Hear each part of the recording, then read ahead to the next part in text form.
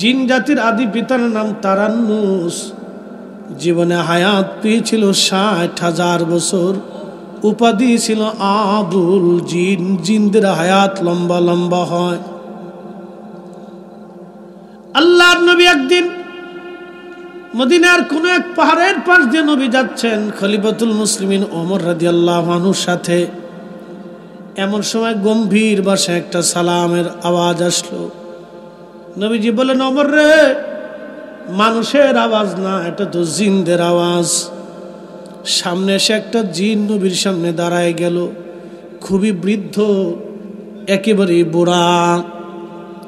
নবীজি বলেন, জিন, তোমার নাম কি? বলে, হুজুর আমার নাম হিম। তোমার বাবার নাম কি? বলে, আমার বাবার নাম হাম। তার বাবার নাম কি? বলে, তার বাবার নাম তালখিস। তার বাবার নাম কি? তার বাবার নাম ইবলিস। তার বাপের নাম কি? তার বাপের নাম হলো খবিস। খবিসের বাপের নাম কি? খবিসের বাপের নাম হলো হামুস। ১৪ গোষ্ঠীর নাম কইতেছি, শুনে যান জিনদের নাম। এই হামুস ৩৫,০০০ বছর পর্যন্ত জিনদের ভিতরে মানুষের, জিনদের মধ্যে দিনের দাওয়াত দিয়েছিল এই হামুস। ৩৫,০০০ বছর। সুবহানাল্লাহ। কি বাড়ি যাইয়া আরো জোরে বলেন। ৩৫,০০০ বছর পরে হামুস আল্লাহরে বলে, আল্লাহ তোরে মানি না। আল্লাহ ডাক দিয়ে বলেন, হামুস রে, আমার দরজা থেকে তোর নাম কেটে দিলাম।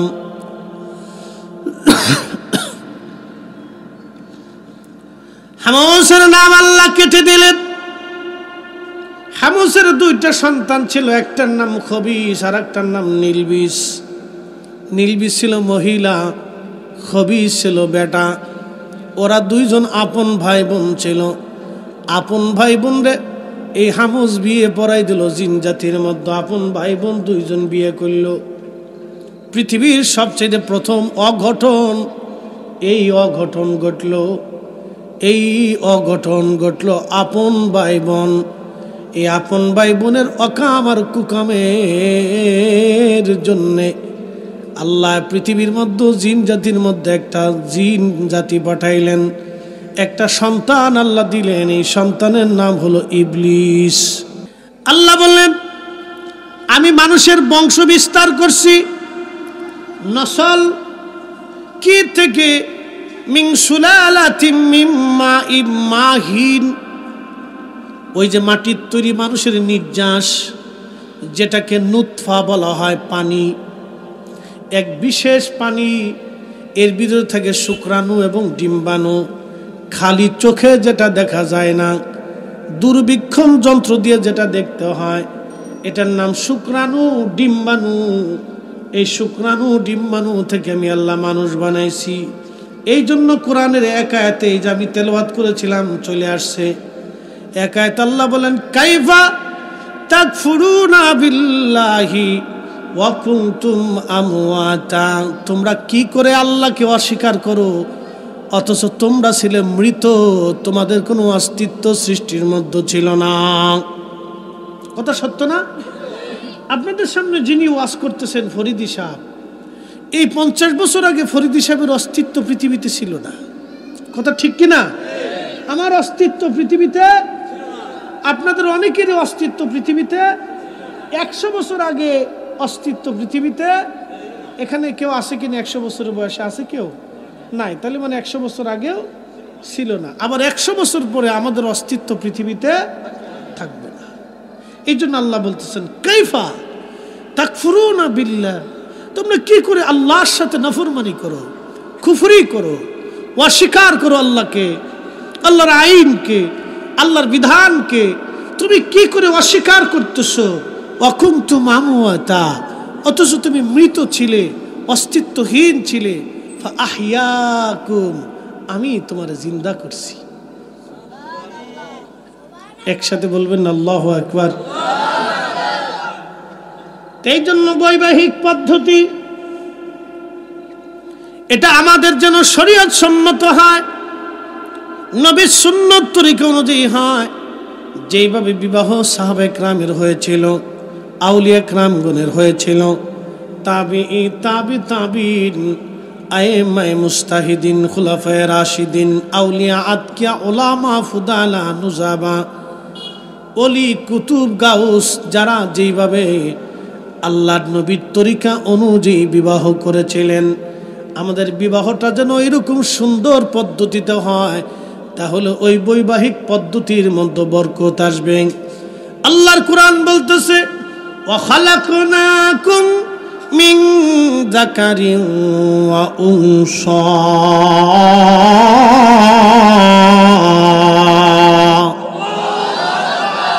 আমি একজন পুরুষ আর একজন নারী দিয়ে আমি পৃথিবী সাজাইছি, তোমাদের নসল বংশ আমি বিস্তার করেছি, আমি পৃথিবীর মানুষ বৃদ্ধি করেছি একজন পুরুষ আর একজন নারী দিয়া। এই পুরুষের নাম আদম, নারীর নাম হাওয়া আলাইহিমুস সালাম। একজনের নাম বাবা আর একজনের নাম মা। আমার বাবা এবং মায়ের বৈধ বৈবাহিক পদ্ধতির কারণে আমি ফরিদি সাহেব, আমি আমার জীবনের বৈধতা পেয়েছি, আমি হালাল জাদা হিসেবে পরিচিত হয়েছি। আর আমার বাবার বৈবাহিক পদ্ধতিতে যদি আমার জন্ম না হতো, তাহলে আমি সমাজে হারাম জাদা হিসেবে পরিচিত হতাম। কি কথা কোন ঠিক কিনা? তাহলে বিবাহটা যেন আমাদের রসুলের তরিকায় হয়, তাহলে হবে কি, আমাদের বাচ্চারা পরবর্তী নেক্সট জেনারেশনটা সুন্দর আসবে। এটা খেয়াল রাখবেন। এটা অত্যন্ত জটিল একটা মাসালা আপনাদের সামনে উত্থাপন করছি। তাহলে ইবলিসের বাপের নাম ছিল খবিস, ইবলিসের দাদার নাম ছিল হামুস। এই হামুস ৩৫,০০০ বছর পর্যন্ত কালেমার দাওয়াত দিল জিন জাতির ভিতরে, কিন্তু ৩৫,০০০ বছর পরে সে নাফরমান হয়ে গেল। মানুষের ভিতরে কিছু নাফরমান হয়ে যায়, হয় না ভাই? আল্লাহ রসুলকে দেখলো, আব্দুল্লাহ ইবনে উবাই বিন সুলুল নবীরে দেখলো, নবীর পিছনে নামাজ পড়ল, আল্লাহু আকবার, কিন্তু তারপরে সে মুনাফিক হয়ে গেল, যার কারণে তার নামে একটা সূরা নাজিল হয়ে গেল, সূরা মুনাফিক। দেখেন, অথচ সারা জীবন রসুলের পিছনে নামাজ পড়ছে, সারা জিন্দেগি নবীর কাছে নামাজ পড়লো, নবীর মজলিসে বসলো, সাহাবীদের সাথে বসলো, কিন্তু আল্লাহ রাব্বুল আলামিন তার নাম রসুলের সাহাবীর দরজা থেকে আল্লাহ কেটে দিলেন, মুনাফিকি করার জন্য, নাফরমানি করার জন্য। বন্ধু, পৃথিবীতে কিছু মানুষ আছে আল্লাহর সাথে নাফরমানি করে। সাহাবীদের মধ্যে অনেকেই প্রথমে কালেমা পড়ছিল, অনেকে আবার মুরতাদ হয়ে গেল, আবার অনেকে মুরতাদ থেকে আবার মুসলমান হলো। বন্ধু, খুব মনোযোগ দিবেন। আবার অনেকেই দেখা গেছে নিজের জীবন বিলীন করে দিল, কিন্তু ঈমান বিক্রি করল না। এই জিন জাতির মধ্যে এই হামুস সর্বপ্রথম নাফরমানি করলো। ৩৫,০০০ বছর পরে আল্লাহকে বলল, আল্লাহ তোরে আর মানি না। আল্লাহ তার নাম কেটে দিলেন। নামটা কেটে দেওয়ার পরে তার 2টা সন্তানের মধ্যে সে বিয়ে পড়াইল। আপন ভাই বোনের মধ্যে সর্বপ্রথম অঘটন ঘটল পৃথিবীর জিন জাতির মধ্যে। তখন মানব জাতির অস্তিত্ব দুনিয়াতে ছিল না। এই দুনিয়াতে তখন মানুষের কোনো অস্তিত্বই নাই। তখন জিনদের মধ্যে অঘটন ঘটল। 2 আপন ভাই বোনের মিলনের মাধ্যমে আল্লাহ একটা সন্তান দিলেন। এই সন্তানের নাম হলো ইবলিস। দেখতে খুব সুন্দর ছিল, মেধাবী ছিল, প্রখর মেধার অধিকারী। এই ইবলিস, বন্ধু খুবই মনোযোগ দিয়ে কথাগুলি শুনবেন। আল্লাহর নবী ডাক দিয়ে বলতেছেন, হিম রে তোমার বয়স কত? হিম ডাক দিয়ে বলি, ইয়া রাসূলুল্লাহ আমার বয়স কত আমি বলতে পারবো না, তবে একটা কথা বলি নবী গো, হাবিল আর কাবিল যেই দিন একটা সুন্দরী মেয়ে নিয়ে আকলি মারে নিয়ে মারামারি কইরা একজন আর একজনকে হত্যা করেছিল, আমি হিম সেই দিন পাহাড়ে পাহাড়ে কেবল দৌড়াদৌড়ি করা শিখেছি। তার বয়স কত চিন্তা করেন, 1000 বছর। আদম সফিউল্লাহর 2 বেটা হাবিল আর কাবিল যেই দিন মারামারি করে আকলিমার জন্য মারামারি করে একজন আর একজনকে মার্ডার করলো, ওই হিম ডাক দে বলে, হুজুর ওই দিন আমার বয়স কেবল ছোট, আমি হাঁটাহাঁটি দৌড়াদৌড়ি শিখছি, আর আজকে আমি বৃদ্ধ হয়ে গেছি, কত শত বছর হাজার বছর বয়স আমি বলতে পারবো না।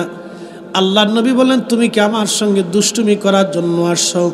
তখন ওই জিন ডাক দে বলে, ইয়া রাসূলুল্লাহি, আমি দুষ্টুমি করার জন্য আসি নাই নবীজি, আল্লাহর কসম করে বলি আমি আপনার কদমে কালেমা পড়ে মুসলমান হওয়ার জন্য এসেছি।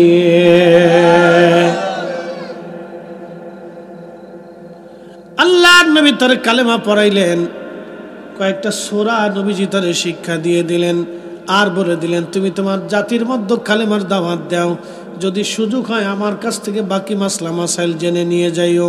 হযরত ওমর বলছেন, আর কোনোদিন সে আসছে কিনা আমি জানি না।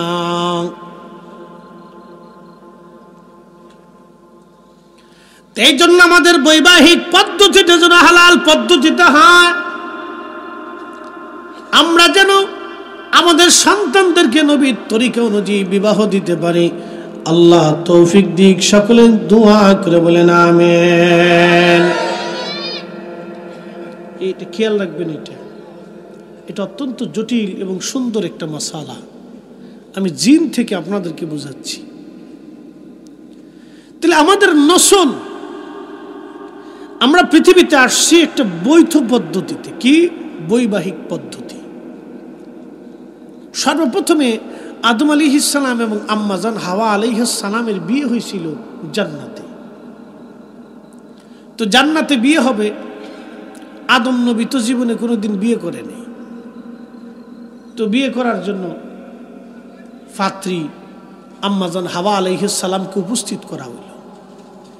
তো ফেরেশতা জিবরাইল আলাইহিস সালাম সহ আরো অন্যরা আসছে বিয়ে পড়ানোর জন্য। বিয়ে পড়াইতে বসছে, ফেরেশতারা ডেকে বলতেছে, আদম আপনি আপনার স্ত্রীর জন্য মহারানা ধার্য করেন। বলে, মহারানা কি? মহারানা হলো আপনার পক্ষ থেকে আপনার স্ত্রীর জন্য একটা অর্থ বা সম্পদ। আদম নবী ডাক দিয়ে বললেন, রে ফেরেশতারা, মহারানা কোথায় পাবো বলো? আমি আল্লাহর বাড়ি খাই, আল্লাহর বাড়ি ঘুমাই, আমি আল্লাহর বাড়ি খাই, আল্লাহর বাড়ি আমি ঘুমাই, মহারানা কোথায় পাবো বলো? কোথায় পাবো মহারানা বলো? আল্লাহ ডাক দিলেন। ইমাম মোল্লা আলী কারি আল মাউরিদের মধ্যে তিনি লিখতেছেন, ইমাম আবুল ফরাজ ইবনুল জৌজি তিনার একটা কিতাবের মধ্যে তিনি লিখেছেন,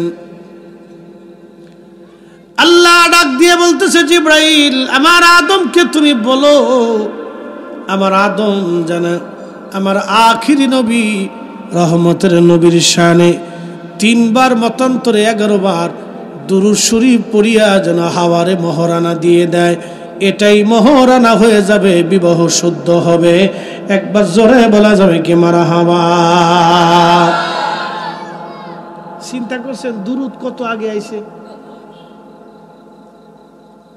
আল্লাহ রাসূলের দুরূদ কত আগে আসছে দেখেন। ইমাম আবুল ফরাজ ইবনুল জৌজি ওনার কিতাবে বিশুদ্ধভাবে লিখতেছে, একবার বিশুদ্ধ কথা এটা। তো আদম আলাইহিস সালামের তো কোনো অর্থ নাই, তো মহারানা কি দিবে? বলে, আল্লাহ মহারানা কোথায় পাবো? তোমার জান্নাতে খাই, আমি তো বেকার, পয়সা করি নেই, টিয়া পয়সা নেই, ধন দৌলত তো আমার নাই, আমি তো তোমার বাড়িতে খাই। তা আল্লাহ বললেন, তাহলে তোমার আমার আখিরি নবীর প্রতি 11 বার মতান্তরে 3 বার দুরূদ শরীফ পড়ে তুমি তোমার স্ত্রীকে মহারানা দিয়ে দাও। আমরা অনেক সময় ইচ্ছা করেও মহারানা দিই না। বিয়ে করার সময় নানান দিনা পাওনা নিয়ে ঝগড়া ফাসাদ বাঁধে। অনেক সময় দিনা পাওনার চিন্তা ভাবনা বিয়েই হয় না, বিয়ে ভাঙ্গে যায়। কথা কন না কে? ঠিক কিনা? সব পছন্দ। দেখেন শয়তান কত বড় চালাক, সব পছন্দ, ছেলে মেয়ে আত্মীয় স্বজন সব হয়ে গেছে, খাওয়া দাওয়া হয়ে গেছে, এখন দিনা বানা নিয়ে বইছে। কারণ বাপের চাহিদা শেষ নাই, মার চাহিদা আরো বিরাট, জামার চাহিদা আরো বড়। বাপরে বাপ চাহিদার কোনো শেষ নাই। কদ্দূর খালি শ্বশুর বাড়িতে খসাইতে পারে। কেউ আছে খুব ধান্দাবাজ, বেশি ধান্দা করে, শোনেন, এগুলি ইত্রামি ছোট লোকই ব্যবসা বাদ দিতে হবে। যৌতুক প্রথা ইসলামে নাই। এগুলি হলো একবারে ইতর। যেই ফ্যামিলি যৌতুক দাবি করবে ওরা জুতা দিয়ে বাইরে গিয়ে ওই এলাকা সারা করে দিতে হবে। কথা কন না কেন? এই আসতে ঠিক করলেন কেন? জোরে বলেন, নাহলে যে কোরআন আমার হাতে, আল্লাহর কোরআন। কি দিয়ে বাইরে দিতে হবে? জুতা দিয়ে বাইরে ওই এলাকা সারা করতে। বুঝতে ওর মতো ইতর আর ছোট লোক পৃথিবীতে আর একটাও নাই। কথা কন না কেন? ওর সাথে আত্মীয়তা করা যাবেই না, জীবনেও করবেন না। সাবধান, করলেই বিপদে পড়বেন।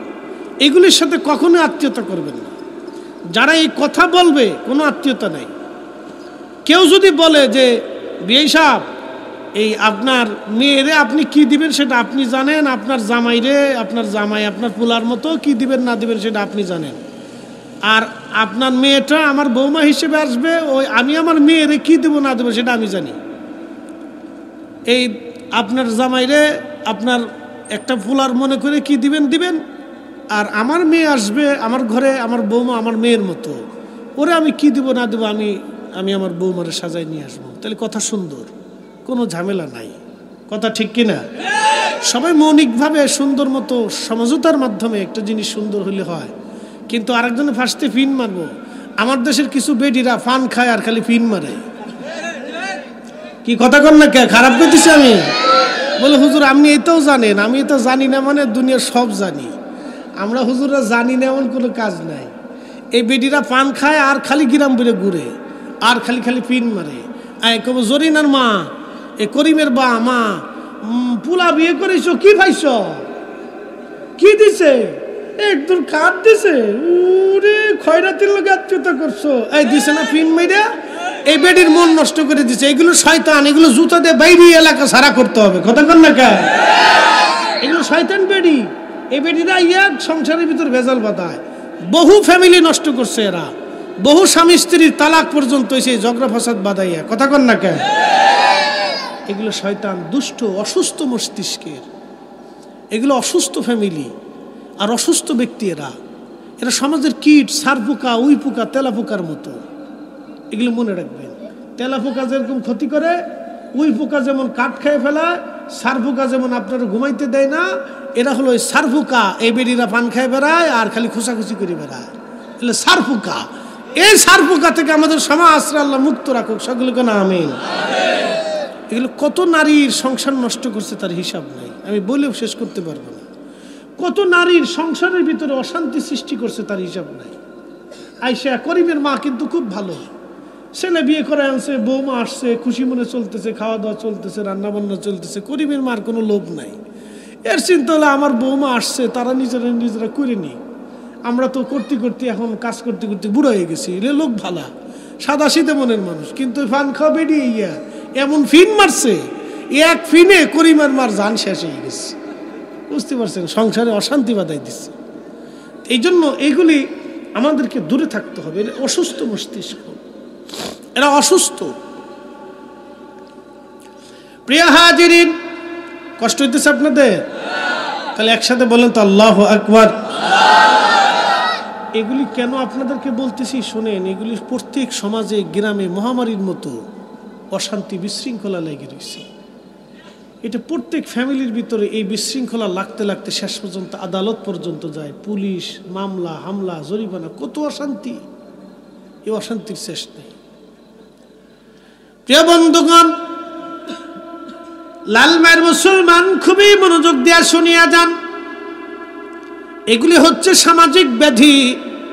নবীজির দিকে যদি আপনারা তাকান, আম্মাজানদের দিকে যদি আপনারা তাকান, আল্লাহর ওলিদের দিকে যদি তাকান, তাদের জীবন কত সুন্দর ছিল, ওই সময় নারীরা কত চমৎকার ছিল, ওই সময় নারীদের মন কত সুন্দর ছিল। ও নারী সমাজ, তোমরা যদি নারীদের দিকে তাকাও, তাহলে বর্তমান ফিলিস্তিনের নারীদের দিকে তাকায় দেখো, গাজার নারীরা বুরকা ছাড়ে না, সন্তান শহীদ হয়ে যায়, তারাও শহীদ হয়ে যায়, কিন্তু নারীদের বুরকা খুলে না। কথা কন না কেন? ঠিক কিনা? আপনি দেখেন ফিলিস্তিনের একটা নারীও আপনি বুরকা ছাড়া পাবেন না। আপনি একটু দেখেন ভিডিও, ছেলে মরে যাচ্ছে, হসপিটালে ছেলে শহীদ, ছোট্ট বাচ্চা শহীদ হয়ে গেছে, হাত নাই, পা নাই, চোখ নাই, কান নাই, অঙ্গ প্রত্যঙ্গ বোমার আঘাতে উড়ে চলে গেছে। ওই সন্তান কোলের ভিতরে করে নিয়ে মা কাঁদতেছে, কিন্তু বুরকা ছাড়ে নাই। আর আমার দেশের বেডি অজু নষ্ট হবে বিদায় অজুই করে, এই লিপস্টিক নষ্ট হবে বিদায় অজুই করে না। তো কারে কি শিখাবে?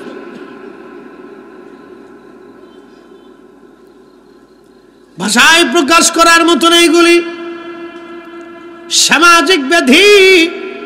প্রিয় উপস্থিতি, এই জন্য আপনাদেরকে বলতেছি আপনারা ফিরে আসেন, যেন বিবাহিক পদ্ধতিটা সুন্দর হয়, আল্লাহ যেন সুন্নত তরিকা অনুযায়ী করার তৌফিক দেয়। সকলে বলেন আমিন।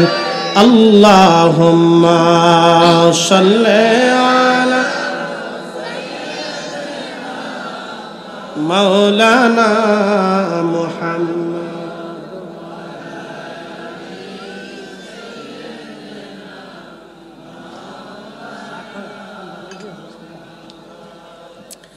এই আবহাওয়ার সেন্স তো, আমার আবার একটু ঠান্ডার প্রবলেম আছে, অ্যালার্জি আছে, কোল্ড অ্যালার্জি। মানে ডাইন বাম হলে ঠান্ডা লাগে আর কি, হাসি মাসি আসে, কাশি আসে, একটা বড় সমস্যা। এই শীত ছিল, এখন একটু গরমের ভাব পড়ছে না, এই ঠান্ডা লেগে গেছে, একটু অসুবিধা আর কি। মানে কণ্ঠে একবারে শক্তি পাইতেছি কম, কিন্তু আজ কম করবার না ইনশাল্লাহ, চিন্তা করে লাভ নাই। মরি আর বাসি, বেচারারা এত কষ্ট করে বাগান সাজাইছে, আমরা মরা বাসার দিক চাইয়া লাভ নাই। মাহফিল সাকসেস হইতেই, আল্লাহ যেন সাহায্য করে, বলে না আমিন। চিন্তা নেই, ইনশাল্লাহ চলবে। যারা বাড়িতে আছেন তাড়াতাড়ি আসেন, আর দেরি করেন না। বহুত আপনারা পান চা টা খাইছেন, দোকানে যারা চা খাচ্ছেন তারা চলে আসেন। জীবনে বহু চা খাইছেন, বাবারে জান্নাতের বাগানে বসার আর সুযোগ জীবনে না হইতে পারে। কথা ঠিক কিনা? আচ্ছা, আমাদের হায়াত কতটুক, কয় বছর, কয়শো বছর? জিনেরা তো হাজার হাজার বছর হায়াত পাইছে, আমরার হায়াত কত বছর? আমাদের হায়াত সামান্য হায়াত, 60 বছরের হায়াত, ছোট্ট মাত্র হায়াত। আল্লাহর কুরআন বলতেছে, তারুজুল মালাইকাতু আর রূহু ইলাইহি ফি ইয়াউমিন কানা মিকদারুহু 50 আলফা সানা। দুনিয়ার 50,000 বছর এক জায়গা করলে যত বিরাট হবে, হাসরের একটা দিন হলো তত বিরাট। এবার আপনি আপনার 60 বছরটাকে একটু মামলা দেন, মানে কি বলে আপনার ভাগ দেন। আমি অঙ্ক কম বুঝি, আমি ছোটকাল থেকে অঙ্ক পারতাম কম, মানে পেঁয়াজ গোছ আমি বুঝি না। ছোটকাল থেকে আমি পেঁয়াজ গোছ কম বুঝি, রাজনীতি কম বুঝি, এত পেঁচা পেঁচে আমি বুঝি না। পেঁচা পেঁচে আমি আমার অন্তরের মধ্যে আনি না। কারো ক্ষতি করবে এই চিন্তা আমার মগজে আসে না। কারো অন্যের মাল আমি চুরি করে নষ্ট করে খাবো, অন্যের হক মেরে খাবো, এই ধান্দা আমার অন্তরে কখনো উদয় হয় না। খুব মনোযোগ দিবেন। এই অঙ্ক আমি পারি কম। যদি আপনি ভাগ দেন 50,000 বছরকে যদি 60 বছর দিয়ে ভাগ দিয়ে দেখেন আপনি, তাহলে হয়তো আপনি দেখবেন আখেরাতের কত সময় দুনিয়াতে আপনি বাঁচেন, আখেরাতের সামান্য সময় আপনি দুনিয়াতে বাঁচবেন। এই সামান্য সময়ের ভিতরে 10 বছর চলে যাবে আপনার হেলায় হেলায়, ডোলায় ডোলায়। কৈশোর এবং শিশুকালের খেলাধুলায়, আনন্দ ফুর্তিতে 10 বছর চলে গেল। বাকি বৃদ্ধকালের 10 বছর যাবে অসুস্থতা, বিভিন্ন রোগ ব্যাধি, নানান দুশ্চিন্তায় এবং দুর্বলতায় বাকি 10 বছর চলে গেল। আর বাকি থাকবে আপনার 40 বছর। এই 40 বছরের প্রায় 3 ভাগের 1 ভাগ চলে যাবে ঘুমে ঘুমে। জীবনের 3 ভাগের 1 ভাগ শুধু ঘুমে চলে যায়, বাকি 2 ভাগ জীবনের বিরাট একটা অংশ সংসারের ঝামেলায়, বিদেশ যাত্রায়। এখানে অনেকেই হয়তো বিদেশ করছেন, 5 বছর অথবা 10 বছর আপনি খেটে আসছেন, টাকা পয়সা রুজি করে আপনি নিয়ে আসছেন। আসার পরে আপনি কি পাইছেন? আপনি 10 বছর পরিশ্রম করলেন দুনিয়ার অর্থবিত্তের জন্য, কিন্তু আল্লাহ পাওয়ার জন্য আপনি পরিশ্রম করেন নাই। আমি ফরিদ হিসাবের দিকে তাকান, কামিল টামিল দিয়ে, ফিকা টিকা দিয়া একবারে শেষ করতে আমাদের 22-24 বছর শেষ হয়ে গেছে সেশন জট দিয়ে। খুব মনোযোগ দিয়েন, এই 22-24 বছর পার হয়ে গেল। এই 22 বছরে পরিশ্রম করে আমরা একটা সার্টিফিকেট পাইছি। তাও এই সার্টিফিকেট দিয়ে যারা মাস্টার্স কমপ্লিট করে, মাস্টার্স পাস করে, 24-26 বছরে মাস্টার্স করে আসে একটা ছেলে ঢাকা ইউনিভার্সিটি থেকে। মাস্টার্স করতে করতে ছেলেটা প্রায় বুড়া হয়ে যায়, এরপরেও চাকরি পাইতে হলে তার মামু লাগে, মামু সারা চাকরি হয় না। কি লাগে? মামু লাগে, মামু। এ মামু সারা চাকরি হয় না। তাহলে এই ছেলেটা 24 বছর পরিশ্রম করিয়া তারপরে মামু দিয়ে চাকরি পেয়েছে। কথা বুঝেন তো? 24 বছর পরিশ্রম করে সে একটা সার্টিফিকেট পাইছে। এ বান্দা যদি 24 বছর দুনিয়ার সার্টিফিকেটের পিছনে না দৌড়াইয়া আল্লাহর পিছনে দৌড়াইতো, বলে তাহলে সে আল্লাহর ওলি হয়ে কবরে যেত। এই কথা কর না কেন? সে আল্লাহর ওলি হয়ে কবরে যাইতো, কিন্তু আল্লাহ পাওয়ার জন্য কেউ পরিশ্রম করে না। আমরা কেউ আল্লাহর কাজে সময় দেই না, আখিরাতের কাজে আমরা সময় ব্যয় করি না। আমরা আল্লাহকে খুশি করার জন্য আমরা সময় ব্যয় করি না। প্রিয় উপস্থিতি, খুব মনোযোগ দেন। আল্লাহর কাজে সময় ব্যয় করি কম, আল্লাহর কাজে আমরা সময় দেই কম।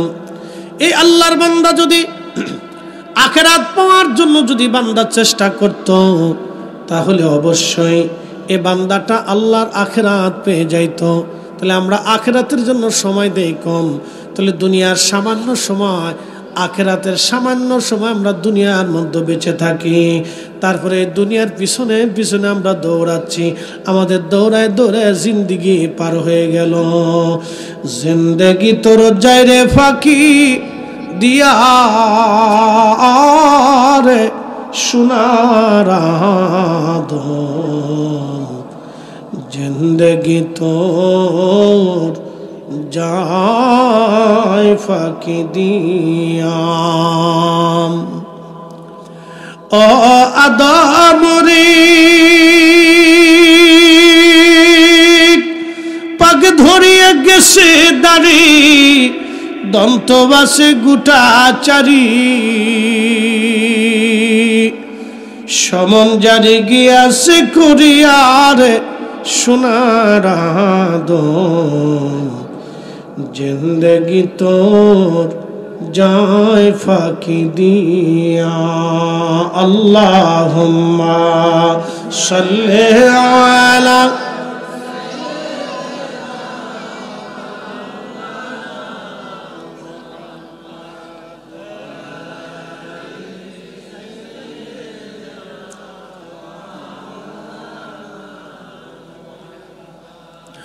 তুমি আল্লাহর প্যারা হাবিব, তোমার তুলনা নাই কেউ আর, তোমার মতো আকাশ ভ্রমণ করে নাই কোনো পয়গম্বর। আল্লাহুম্মা সাল্লি আলা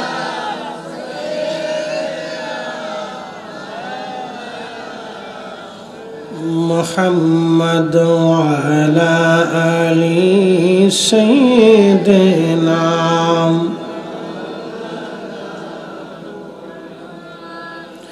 এ মুসলমান, এই আখিরাতের সামান্য সময় আমরা দুনিয়ার মধ্যে বাঁচি, তাহলে আমাদের কাজ কি? দুনিয়া থেকে কি নিয়ে যাওয়া লাগবে? আবাদুন আবাদা, একটা জীবনের জন্য আমরা রওনা হব আল্লাহর দরবারে। কি নিয়ে যাব সেই দিন? মালিকের দরবারে দুইটা জিনিস, 1 নম্বর ঈমান, 2 নম্বর আমল। 1 নম্বর ঈমান, 2 নম্বর আমল। আল্লাযীনা আমানু ওয়া কানু ইয়াত্তাকুনা লাহুমুল বুশরা ফিল হায়াতিদ দুনিয়া ওয়া ফিল আখিরাহ। একবার জোরে বলা যাবে কি মারহাবা? কয়টা জিনিস নিতে হবে? দুইটা। আমি আপনি পরকালের একটা যাত্রা। আজকে রাত্রিবেলা ঘুমাইলেন, সকালবেলা ঘুম থেকে উঠবেন, কোনো গ্যারান্টি নাই। আছে কি? কোনো গ্যারান্টি নাই। সকালবেলা ঘুম থেকে উঠবেন, কোনো গ্যারান্টি নাই। আহা, এটাই আমাদের জীবন। আল্লাহর কোরআন বলল, আমা তাদরি নাফসুম বিআইয়ি আরদিন তামুত।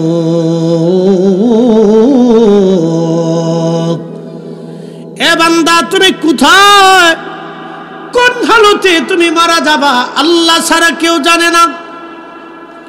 কেউ জানে না আল্লাহ ছাড়া। সে কোথায় মারা যাবে সে জানে না। আহা, কোন অবস্থায় কোন হালতে মারা যাবে কেউ জানে না। আগামী মুহূর্ত কি আসবে কেউ জানি না। যদি তাই হয় তাহলে দুইটা জিনিস নিতেই হবে। আমার বাড়ি, আমার ঘর, আমার জমি, আমার করে আমরা কবরে চলে যাচ্ছি। কিন্তু আমার তো কিছুই না, সব আল্লাহর, আমার আর কিছুই নাই। আসছিলাম একা, চলে যাব একা, সঙ্গে আর কেউ নাই। এক মহাকালের যাত্রা। দুনিয়াতে আপনি যখন আসলেন, আসার সময় আপনার মা আছে, বাবা আছে, আপনার আত্মীয় স্বজন আছে, নার্স আছে, ডাক্তার আছে, দুনিয়ার মানুষ আছে। সবাই খুশি, আপনারা সবাই সাহায্য করে কোলে নিয়ে আদর করলো।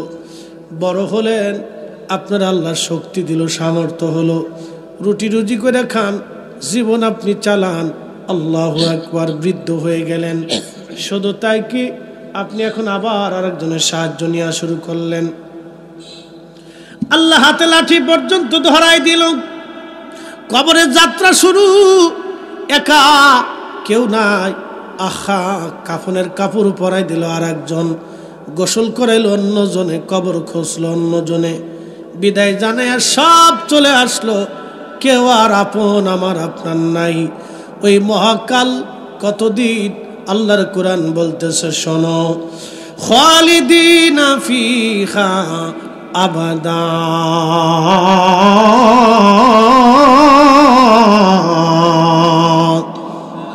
এমন একটা দিনের জন্য আপনি রওনা দিলেন, এমন একটা জগতে আপনি রওনা, যে জগতে শুরু হবে শেষ নাই, যেই জগতে শুরু হবে আর শেষ নাই। আপনি সেই জগতে একা, আমি সেই জগতে একা রওনা হলাম। আপন কেউ নাই রে, আপন আর কেউ নাই। সেই দিন একা একা রওনা হয়ে গেলাম আমরা। কেউ আর আপন নাই, ওই জগতের কেউ আর আপন নাই। প্রশ্ন করবেন, ফরিদি হুজুর, কি নিয়ে যাব ওই জগতের জন্য? দুইটা জিনিস নিতে হবে।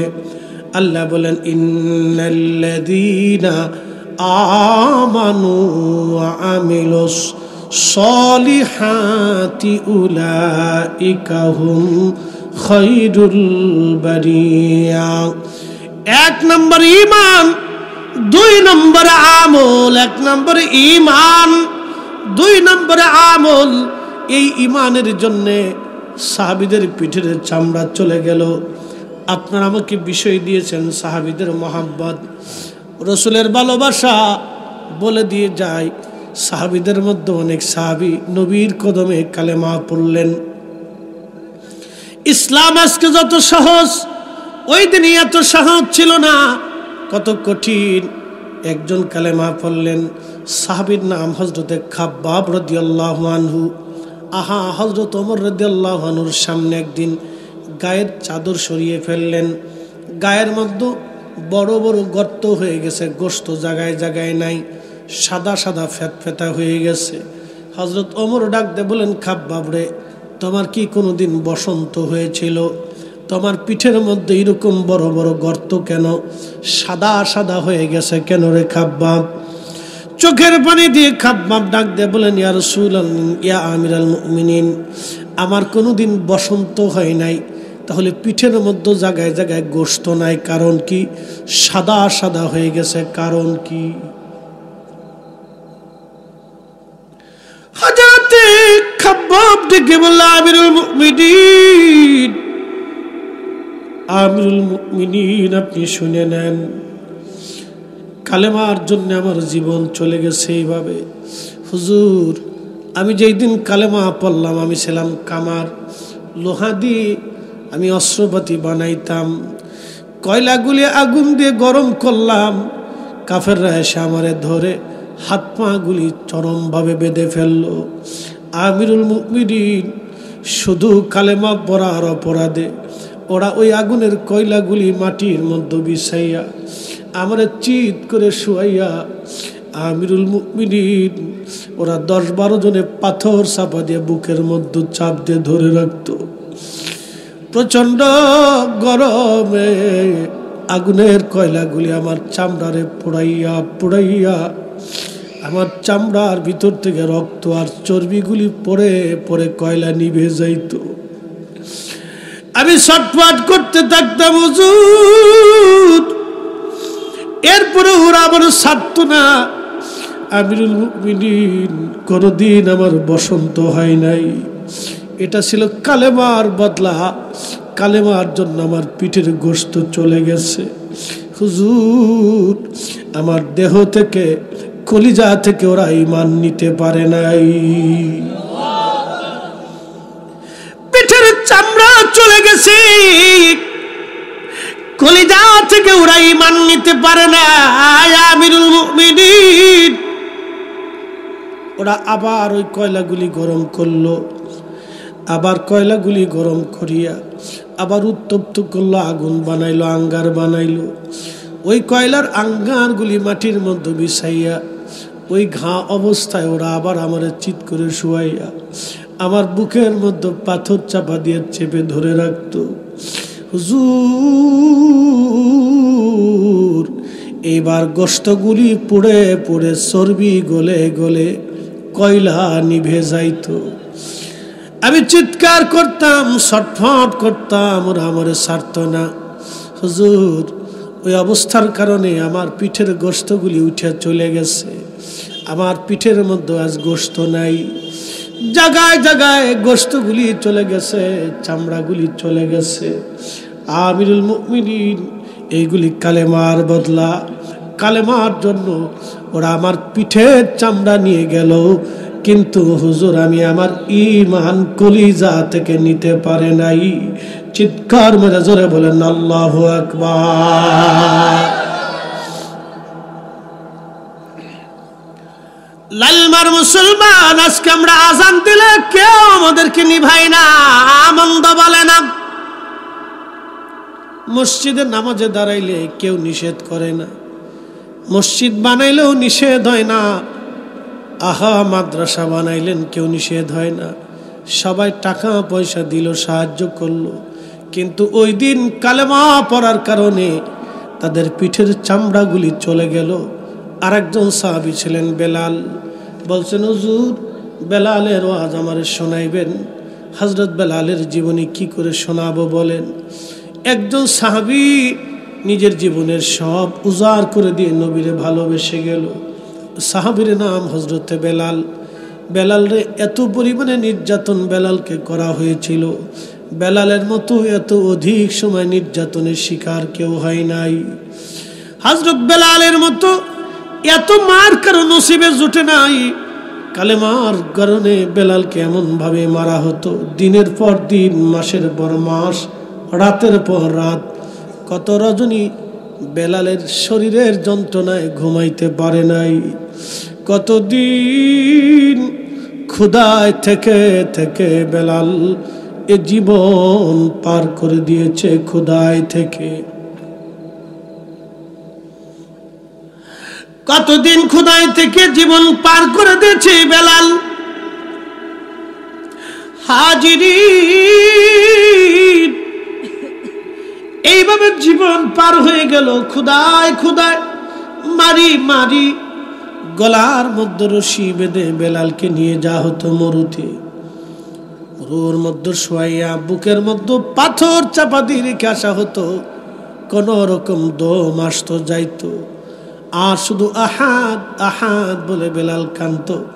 একটাই জবানে বাক্য ছিল, আল্লাহ এক, আল্লাহ এক, আল্লাহ এক, আল্লাহ এক, আল্লাহ এক। একবার জোরে বলা যাবে আল্লাহু আকবার। قل هو الله أحد الله الصمد لم يلد ولم يولد ولم يكن له كفوا أحد বেলালের মতো আশিক যদি আমরা হইতাম, বেলালের মতো আশিক যদি আমরা হইতাম, এ দুনিয়ায় নবীর দেখা পাইতাম। লা ইলাহা, জোরে লা ইলাহা, লা ইলাহা ইল্লাল্লাহ, লা ইলাহা, সামনে আসে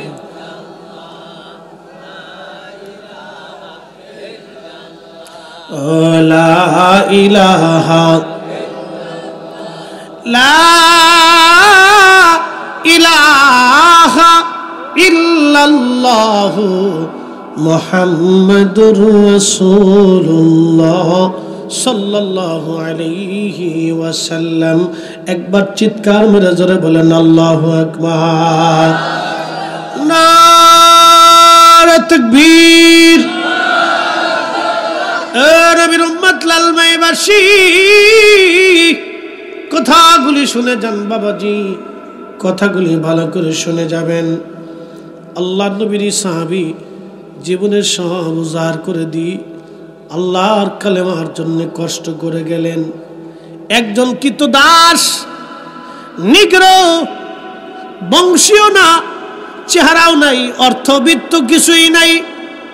আবু বকর ওই জমানায় প্রায় 40,000 দিরহাম দিয়ে তাকে কিনে নিয়ে আসলেন, এনে আজাদ করে দিলেন। আল্লাহর নবী হিজরত করে মদিনায় চলে গেলেন। মদিনায় চলে যাওয়ার পরে মদিনার আজান প্রবর্তন হলো। আল্লাহর নবী বলেন, আমার মুয়াজ্জিন হবে বেলাল। বেলাল রে আজানগুলি, বাক্যগুলি শিখাই দাও। শিখানোর পরে বলল, বেলাল যাও আজান দাও, শোনানো। আবু দাউদের ভিতরে 519 নম্বর হাদিসের মধ্যে আল্লাহর নবী রাসূল কারীমের সাহাবী, তার জীবনীর বর্ণনার মধ্যে আসছে, তিনি বনু নাজ্জার গোত্রের এক মহিলার ছাদ ছিল উঁচু মসজিদের নববীর সাথেই। এই ছাদের উপরে দাঁড়ায় তিনি আজান দিতেন। চলে যাইতেন, ওই ছাদের উপরে দাঁড়ায় দাঁড়ায় বেলাল আজান দিতেন। বনু নাজ্জার গোত্রের মহিলার ছাদ ছিল উঁচু মসজিদে নববীর পাশেই। ওই ছাদের উপরে দাঁড়ায় বেলাল আজান দিতেন। আল্লাহু আকবার। বেলালের আজানের ফুয়ুজুত এতই জটিল এবং কঠিন, এতই হৃদয় স্পর্শী ছিল, আজান দিলে সাহাবীরা ঘরে থাকতে পারত না। এতই ফুয়ুজুত ছিল বেলালের আজানে, এতই মজবুত ফুয়ুজুত ছিল। দীর্ঘদিন বেলাল আজান দিলেন। দীর্ঘদিন নবীর মুয়াজ্জিন যেখানে যাইতেন বেলাল সাথে যাইত, বেলাল আজান দিত। আল্লাহু আকবার। বেলালের আজানে নবী নামাজ পড়াইতেন। দীর্ঘদিনের সাথী হযরত বেলাল, আমার নবীর ইন্তেকালের সময় হয়ে গেল, ইন্তেকাল হয়ে গেল নবীজির। মদিনার অবস্থা এতই কঠিন হলো, নবী নাই। এই কথা সাহাবীরা মানতেই পারতেছে না, রাসূল নাই, বুঝতেই তো পারতেছেন নবী নাই। এ কথা শুনিয়া সারা মদিনায় কান্নার রোল পড়ে গেল। সারা মদিনার ভিতরে কান্নার রোল পড়ে গেল, নবী নাই, নবী নাই। সারা মদিনার ভিতরে কান্নার রোল, নবী নাই, রাসূল নাই। নবীর একজন সাহাবী পাগল পারা হয়ে গেলেন, বেলাল নির্বাক হয়ে গেলেন। সাহাবীরা কান্না করে যেখানে সেখানে। রাসূল কারীমের একটা প্রাণী বাহন ছিল উট, নাম ছিল কাসওয়া। আপনারা জানেন উট যখন কান্না করে মানুষের মতো কান্না করে। এই কাসওয়া উট একাধারে 3 দিন পর্যন্ত কেঁদেছিল। আল্লাহ তার খাবার পানি কেউ তারে খাওয়াইতে পারে নাই। 3 দিন পর্যন্ত ইউট নবী বিরহে কেঁদেছিল, খাওয়া দাওয়া বন্ধ করে দিয়েছিল। 3 দিন পরে ইউট একটা কুয়ার মধ্যে ঝাঁপিয়ে পড়ে বিরহ বেদনা সহ্য করতে না পারে আত্মাহুতি দিয়েছিল। যদিও প্রাণীদের কোনো শরীয়ত নাই, এই জন্য এই আত্মাহুতির কোনো শরীয়ত আসবে না। হযরত আবু বকর অনুরোধ করলেন, আযান দিলেন না। আল্লামা ইমাম কিরমানি শরহে বুখারীর মধ্যে তিনি লিখতেছেন, নবীজির এই দৃশ্যগুলি দেখে বেলাল আর সহ্য করতে পারত না। রওজা শরীফ দেখলে কান্নাকাটি করত, হুজরা শরীফ দেখলে তার কলিজায় মানত না। দেখবেন কিছু মা এই সন্তানের কবর দেখে বসে বসে কাঁদে, কাপড় চুপুর দেখে বসে বসে কাঁদে। সন্তান মারা গেলে খাটটা ধরে মা কাঁদে, সন্তানের ঘরের দিকে তাকায় কাঁদে, স্মৃতিচারণ করে মা কাঁদতে থাকে। বেলালের ওইরকম কলিজা ফেটে ফেটে কান্না সে সহ্য করতে না পেরে আবু বকর সিদ্দিক রাদিয়াল্লাহু আনহু থেকে বিদায় নিয়ে সিরিয়ার দামেস্কে চলে গেলেন। বহুদিন পরে নবীজি স্বপ্ন দেখায়, কিরে বেলাল, কেমন জুলুম তুমি আমার সঙ্গে শুরু করছো? কতদিন হলো তুমি আমার জিয়ারতে আসো না রে বেলাল, আয় আয় আমি নবীর জিয়ারতে আয়। বুঝতেই পারতেছেন একজন সাহাবী কি করে রাসূলকে ভালোবাসা দিলেন, নবী তার স্বপ্ন ডাকতে গেলেন। আল্লামা ইমাম তাকিউদ্দিন সুবকি রাহমাতুল্লাহি আলাইহি আশ-শিফাউস সাকামের মধ্যে তিনি ঘটনাটা লিখেছেন। আল্লামা ইমাম ইবনে কাসির আত-তারিখের মধ্যে লিখেছেন, ইমাম সামহুদি আল-ওয়াফাউল ওয়াফার মধ্যে লিখেছেন, শেখ আব্দুল হক মুহাদ্দিস দেহলভী মাদারিজুন নবুয়াতের মধ্যে তিনি লিখেছেন, অনেক অনেক কিতাবের মধ্যে এসেছে। হযরত আল্লামা ইমাম তাকিউদ্দিন সুবকি রাহমাতুল্লাহি আলাইহি লিখতেছেন, আল্লাহর নবী স্বপ্ন দেখানোর পরে বেলাল চলে আসলেন মদিনায়। রওজা শরীফ কাঠের জালি দিয়ে ঘিরে রাখা ছিল। রওজা মুবারকের পাশে বসে বসে বেলাল কাঁদতে লাগলেন হামাগুড়ি দিয়ে দিয়ে, আর পাগলের বেশি কাঁদতেছিলেন বেলাল। কান্না এত জটিল, সহ্য করতে পারতেছিলেন না। নবী বিরহ বেদনা এত কঠিন, এই প্রেম দলিল দিয়ে হয় না রে বাবা। রসুলের ভালোবাসা দলিল দিয়ে হয় না, নবীর ভালোবাসা কলিজার ভিতর থেকে আসে। কথা কোন ঠিক কিনা? আল্লাহ রসুলের ভালোবাসা কলিজার ভিতর থেকে আসে, দলিল দেওয়া হয় না। আশিক রসুল হযরত বেলাল বসে বসে রওজা মুবারকে কান্দে, হুজুর আমি আসছি। গোলাম আসতে বলেছিলেন, গোলাম হাজির হয়ে গেছে। বুঝতেই পারতেছেন নবীজি তাকে রওজা মুবারকে ডেকে আনছেন। এটা চারটিখানি কথা না, সবার নসিবেই এটা জুটে না। যে যাহারে ভালোবাসে সে তো কবু ভুলে না। রসুল তোমায় ভালোবাসে, রসুল তোমায় ভালোবাসে, তুমি তারে ভুইলো না।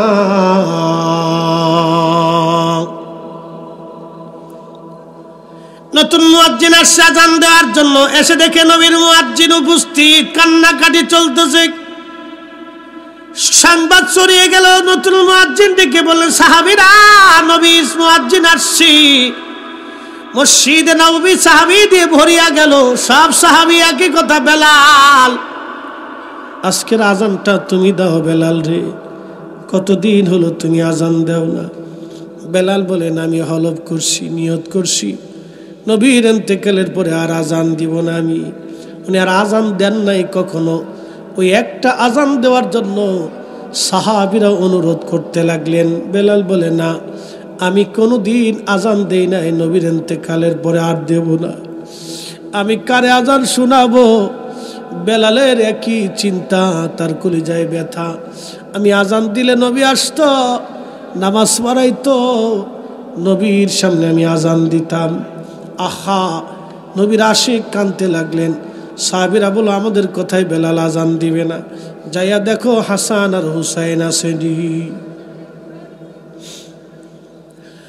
হযরত হাসান আর হুসাইন দুইজন ডেকে আনা হলো। দেখতে নবীর মতো ছিল তারা, নানার চেহারা পাইছিলেন দুইজন আসার পরে বেলাল রাদিয়াল্লাহু আনহু রওজা শরীফ থেকে উঠে ইমাম হাসানের বুকের মধ্যে মাথাটাকে জড়িয়ে ধরে তিনি কাঁদতে লাগলেন। এই ভালোবাসার দৃশ্য আমি বলে বুঝাইতে পারবো না। এই দৃশ্যখানা দেখার পরে মদিনায় সাহাবীরাও কেঁদে দিয়েছে। নানার মুয়াজ্জিনকে ডাক দিয়ে ইমাম হাসান বলল, নানার মুয়াজ্জিন, কতদিন হলো তুমি আজান দাও না গো? নানার মুয়াজ্জিন, যাও মিনারায় আজকে আজান শোনাও, যে আজান নানারে শোনাইতা। অমূল্য যতুল্য এই প্রেম কয়জনে জানে, অমূল্য যতুল্য এই প্রেম কয়জনে বুঝে। ওরে ধনী মানি পাই না যারে, ওরে ধনী মানি পাই না যারে, পায়াসে কানে। অমূল্য যতুল্য এই প্রেম কয়জনে জানে, অমূল্য যতুল্য এই প্রেম কয়জনে জানে। হযরত বেলাল দৌড়াইয়া ওই ছাদের উপরে উঠছে। আল্লাহু আকবার, আল্লাহু আকবার, আল্লাহু আকবার, আল্লাহু আকবার। আজানের ফয়জুদ তাহাজ্জুদের সময় সারা মদিনার রন্দে রন্দে ছড়িয়ে পড়ল আজান। সাহাবীরা ঘর থেকে বের হয়ে দৌড় মারছে, মহিলারা বের হয়ে দৌড় মারছে, ছোট ছোট বাচ্চা যুবকরা বের হয়ে দৌড় মারছে। কারণ মদিনার মানুষ কলিজার ভিতর থেকে নবীরে ভালোবাসতো। সব সাহাবী পাগল পাড়া হয়ে দৌড় মারছে। আল্লাহ মসজিদে নবীতে আসে, সাহাবীদের একটা আওয়াজ, নবী বুঝি ফিরে আসছে রে, নবী আসছেনি, নবী বুঝি ফিরে আসছে। ইমাম তাকিউদ্দিন সুবকি রাহিমাহুল্লাহ শিফাউস সাকামের মধ্যে লেখেন, সারা মদিনায় রব উঠল, নবী কি ফিরে আসছেনি, নবী বুঝি ফিরে আসছে রে, নবী বুঝি ফিরে আসছে। সারা মদিনার সাহাবীরা গুনগুন করে কান্না শুরু করলো। মদিনাতে কান্নার রোল পড়ে গেল। আহা, নবীর ইন্তেকালের পরে এইভাবে আর সাহাবীরা কখনো কাঁদে নাই। যখন বেলাল আজান দিলেন, আশহাদু আন্না মুহাম্মাদার রাসূলুল্লাহ,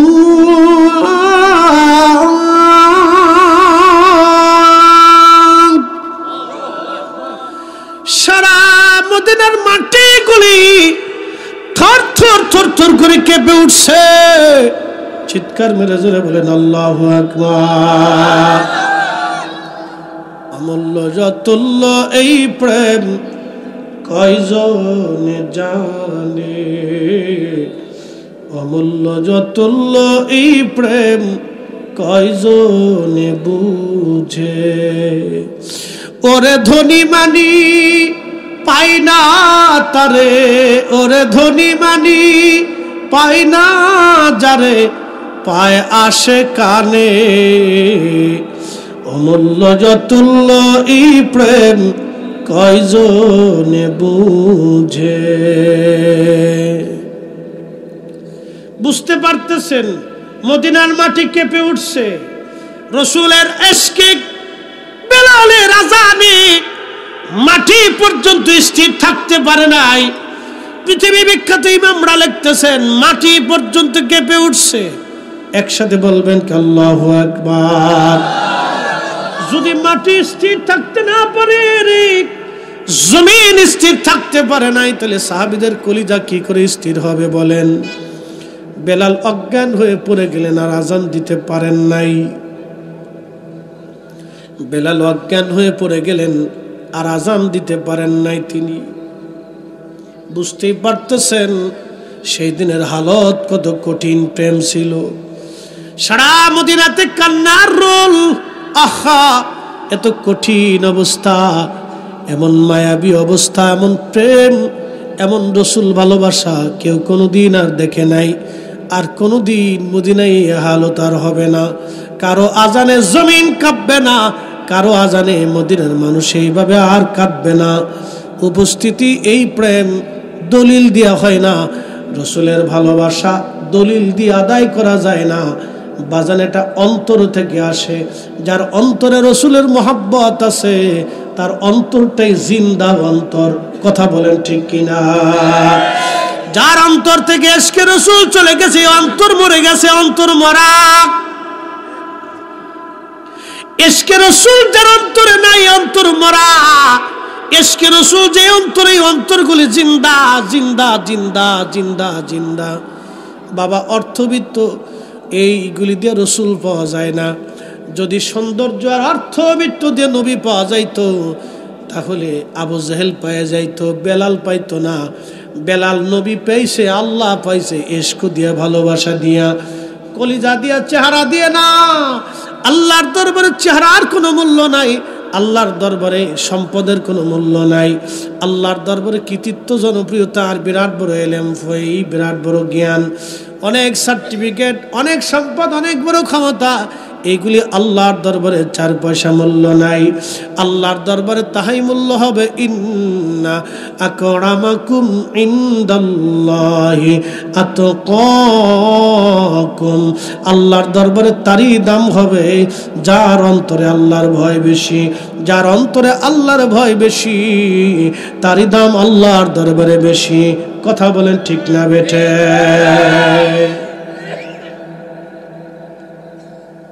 তারই মর্যাদা আল্লাহর কাছে,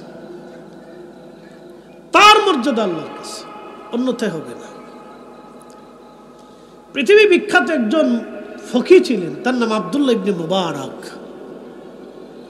তিনি একদিন বলতেছেন, আমি কাবায় বহুদিন হলো বৃষ্টি হয় না, তো বৃষ্টির অভাবে কাবার চত্বরে মানুষ চারপাশ ঘিরে ধরে প্রত্যেক দিন দোয়া করে, আল্লাহ বৃষ্টি দাও, আল্লাহ বৃষ্টি দাও। তো বৃষ্টির অভাবে কাবার আশেপাশে খরা পড়িয়ে ঘাস তরুলতা পাতা মরে গেছে, খেজুর গাছগুলি শুকাই যাচ্ছে, এত উত্তাপ এবং এতই পরিমাণে তাপ আসছে।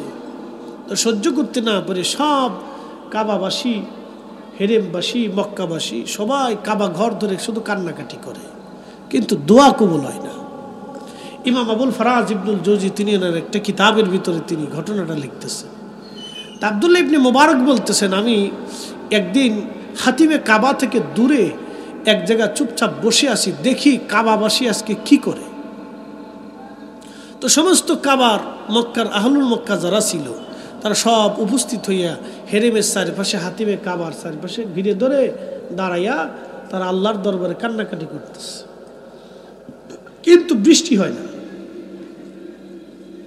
আব্দুল্লাহ ইবনে মুবারক বলেন, এমন সময় দেখি একটা লোক আসছে, তার এই জুব্বা খুব মোটা, পশম দিয়ে বানানো, জায়গায় জায়গায় সিরা, তালি দেওয়া, পট্টি দেওয়া, এরকম খুব ক্ষীণ, দুর্বল, নিগ্র, কালো চেহারা, চুল দাড়িগুলি এলোমেলো, এবং তার আরেকটা চাদর আছে, ওটাও পশম দিয়ে বানানো, এটাও জোড়া তালি দেওয়া, জায়গায় জায়গায় সিরা ফাড়া, এরকম খুব ক্ষীণ, দুর্বল, হীন একজন দরিদ্র ব্যক্তি। সে ওই চাদরটা মোড়া দিয়ে, আব্দুল্লাহ ইবনে মুবারক বলতেছেন, সে বুঝতে পারে নাই যে আমি তার কথা শুনতেছি।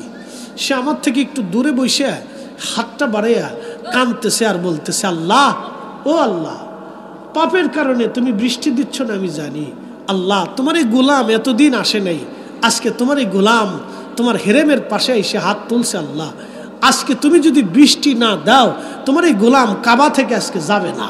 আল্লাহু আকবার। এ না হয়েছে না? আরো জোরে বলেন। ক্ষীণ, দুর্বল, চুল দাড়িগুলি এলোমেলো। শোনেন, আপনারা আমাদেরকে দেখেন, আমাদের চেহারা চকচক সুন্দর, অনেক সুন্দর দেখা যায়, জুব্বা জাব্বি গাই দিয়ে, এই আমরা পাগড়ি ফুগড়ি দেখে ভাবতেছেন অনেক বড় হুজুর, বিরাট বড় আমলদার, কিন্তু না। এই আল্লাহর বান্দাদের ভিতরে এমনও কিছু বান্দা আছে যাদেরকে হীন ও দুর্বল দেখেন, তার জীবনের কোন আমল আল্লাহর কাছে কবুল হয়েছে আমরা জানি না। কথা কন না কেন? এই জন্য অবহেলা করা যাবে, কাউরে অবহেলা করা যাবে না। আমি বড় হুজুর মুফতি সাহেব ফরিদি সাহেব বিরাট বড় বক্তা তক্তা জনপ্রিয়তা হয়ে গেছে, আমি যদি এরকম একজন দিকে ধাক্কা দিয়ে সরে দেয় মিয়া সরে যাও, না, এটা হবে না। ওই ব্যক্তিও আল্লাহর কাছে আমার চাইতে হাজার গুণে কোটি গুণে উত্তম হইতে পারে। কথা ঠিক কিনা? এমন মানসিকতা আমাদের তৈরি করতে হবে। খুব মনোযোগ দেন। মাশাআল্লাহ, চেয়ারম্যান সাহেব আসছে, আমরা সবাই বলি না মারহাবা। আজকে আমাদের প্রধান অতিথি না, আমাদের প্রধান অতিথি সাহেব জনাব মুজিবুর রহমান মুজিব সাহেব চেয়ারম্যান মহোদয় আসছে, আমরা খুশি হয়েছি। মারহাবা কন্যা। শত ব্যস্ততার ভিতরেও এই মাহফিলে এসে উনি রনক বৃদ্ধি করছেন। আমাদের সম্মানিত সভাপতি, আমি মুকদ্দমা দিইনি, আর আমাদের মিরশাহ হুজুর কেবলা তো তিনি বসে আছেন, উনি একজন আল্লাহর অলির আওলাদ। মারহাবা বলবেন না? নসল তো অলিদের নসল, কি কথা কন ঠিক কিনা? নসল কি? অলিদের নসল। উনি অলির আওলাদ, তার মানে ওনার নসল, ওনার রক্ত অলিদের রক্ত। আর ওনাদের পূর্বপুরুষরা তো হজরতে নূর মুহাম্মদ নিজামপুরি রহিমাহুল্লাহর গোলাম ছিল, খাদিম ছিল এবং খলিফা ছিল, সেখান থেকে তারা এই বরকত পাইছে। তো হুজুর আসেন, হুজুর দোয়া করবেন ইনশাল্লাহ। হ্যাঁ, হুজুর আসবে, হুজুর আপনাদেরকে নিয়ে দোয়া করবে। আমাদের চেয়ারম্যান সাহেব আসছে, সভাপতি সাহেব আসছে, একে উঠবেন না, উঠা লড়াচড়া করবেন না, কথা বুঝে যান। আজকে আমরা অনেক সময় নিজেরা অনেক কিছু ভাবি, এটা করা যাবে না। কথা ঠিক কিনা? অর্থ হোক, বিত্ত হোক, সম্পদ হোক, যাই হোক, এই জ্ঞান হোক, গরিমা হোক, আমি যত বড় আল্লাহ আমার উপরে নিক না কেন, ছোটকে কখনো ছোট মনে করা যাবে না। এই হীন ও দরিদ্র ব্যক্তি আল্লাহর দরবারে মর্যাদামান হয়ে যেতে পারে। তো আব্দুল্লাহ ইবনে মুবারক বলতেছেন, ওই হীন ও দুর্বল লোকটা উনি এই চাদরটা মোড়া দিয়ে কাঁদতেছে আর বলতেছে, আল্লাহ তোমার এই গোলাম এতদিন আসে নাই, আজকে তোমার গোলাম আসছে, এই কাবা থেকে তোমার গোলাম আজকে ফিরে যাবে না, বৃষ্টি দিতেই হবে আল্লাহ, বৃষ্টি না দিলে আজকে যাবই না আল্লাহ। একসাথে বলবেন না আল্লাহু আকবার। তেলের গাড়ি তেলে চলে,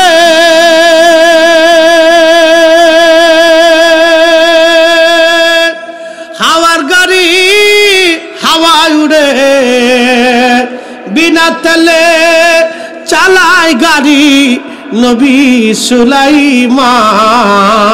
আমরা সেই মুসলমান, আমরা সেই মুসলমান।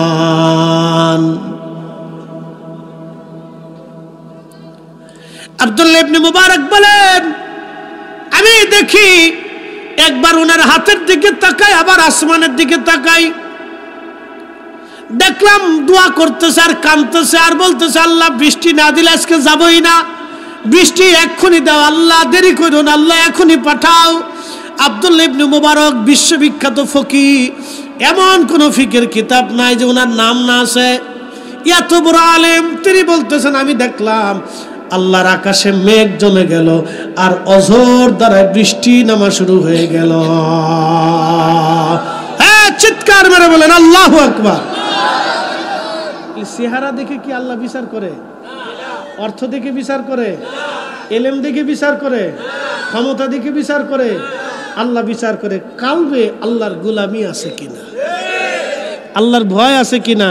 সে দিন মজুর হতে পারে, রিক্সাওয়ালা হতে পারে, সাধারণ শ্রমিক হতে পারে, একবারে ক্ষীণ ও দুর্বল ব্যক্তিও হতে পারে, একজন ভিখারিও হতে পারে।